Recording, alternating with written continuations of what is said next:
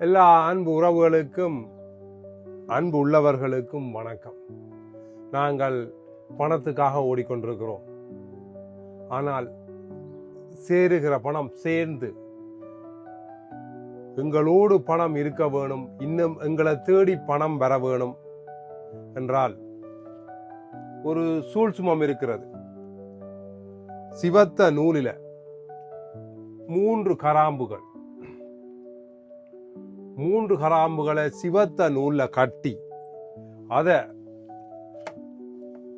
பத்திரமாக உங்களுடைய பண பையுக்குள்ளேயோ பண பேர்ஸுக்குள்ளேயோ பத்திரமாக அதை வைத்து விடுங்கள்.